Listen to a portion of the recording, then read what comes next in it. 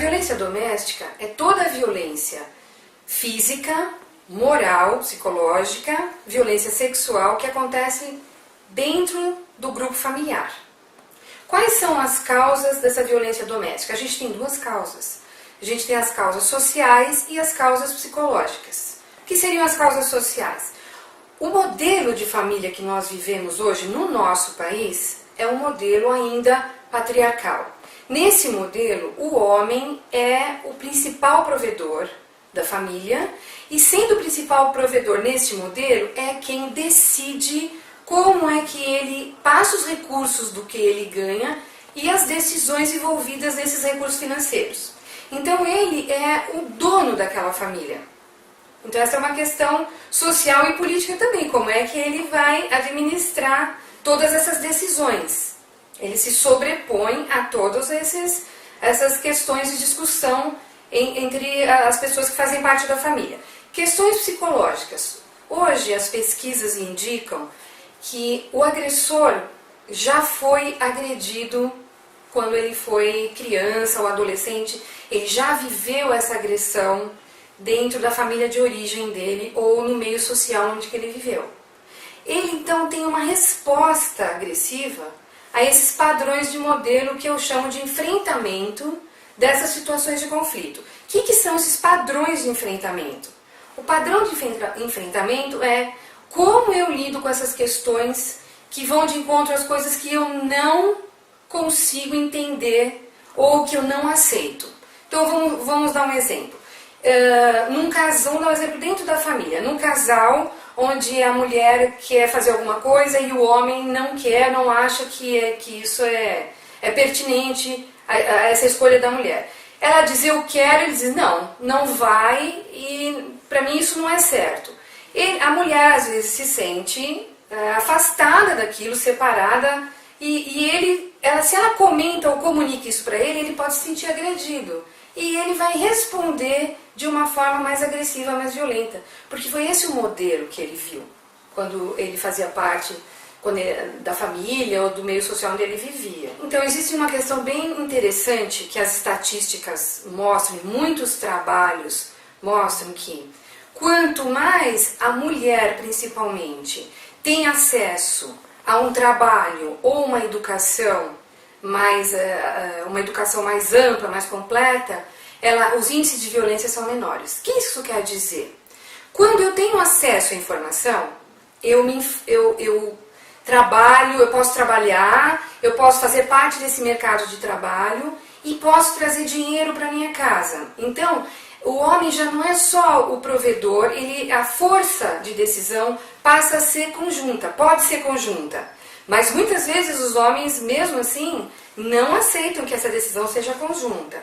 Mas a mulher tem a oportunidade de conversar com outras mulheres no seu trabalho e confrontar esses modelos de relação que ela tem em casa com outros modelos que as amigas ou os pares dela no trabalho têm.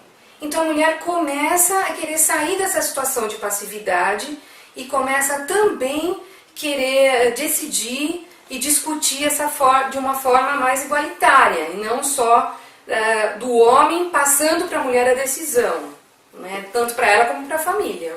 Quanto mais eu tenho acesso à informação, eu me qualifico mais para um possível trabalho.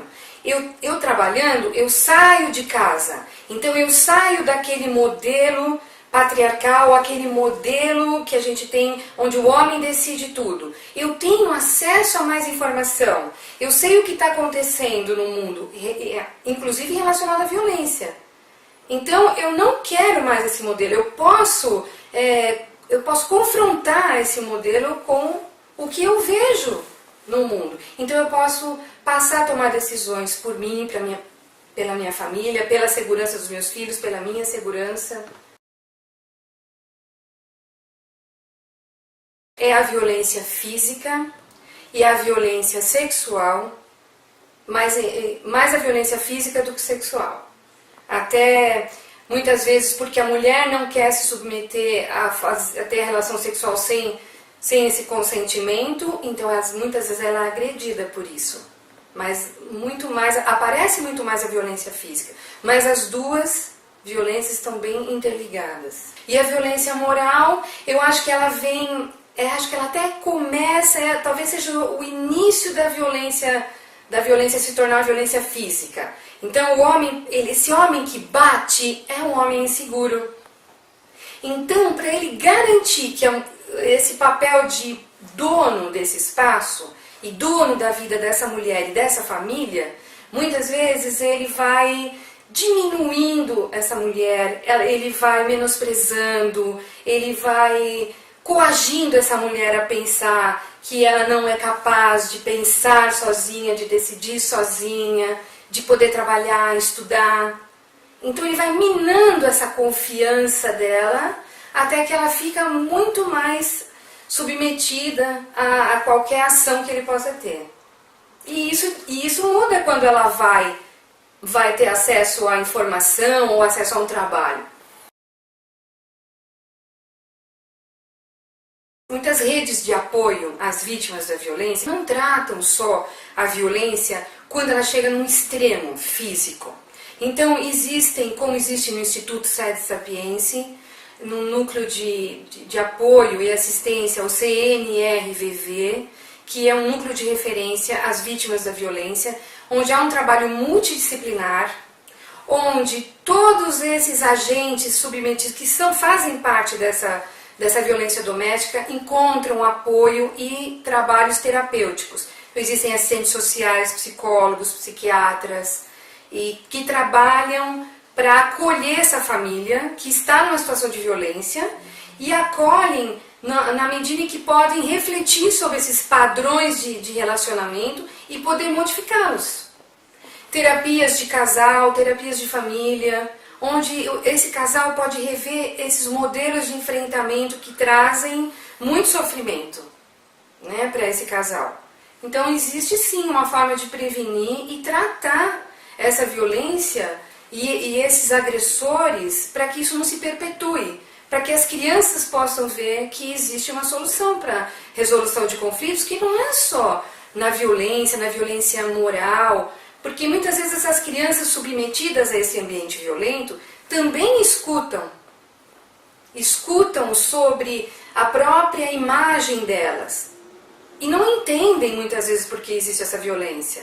Muitas vezes as crianças fazem parte disso, ou o marido ou a mulher, depois que esse aí nasceu, então a criança fica identificada como ela sendo um possível fator de conflito entre os pais, de briga entre os pais. Então essa criança vai crescendo com essa imagem, até talvez de parcialmente responsável por isso.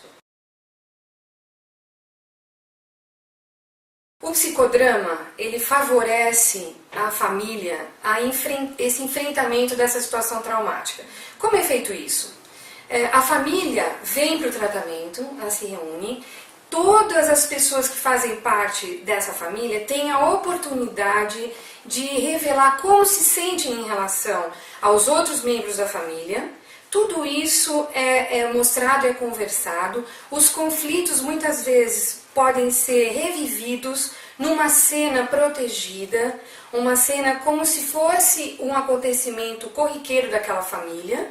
Existe uma pessoa, um terapeuta, que auxilia cada um desses integrantes da família a reviverem aqueles momentos conflituosos e poderem se colocar em relação a cada participante dessa família, dizerem o que sentem e se verem naquela situação como eles poderiam ser diferentes, como eles poderiam enfrentar aquela mesma situação de forma diferente e construir novas relações mais saudáveis entre eles. Conflituosas, continuam sendo conflituosas, mas que essa família tem espaço para que cada um consiga dizer sobre como se sente em relação a esses conflitos e poderem refazer essas relações, esses modelos de enfrentamento para se tornarem uma família mais harmoniosa dentro da diferença de cada um dessa família.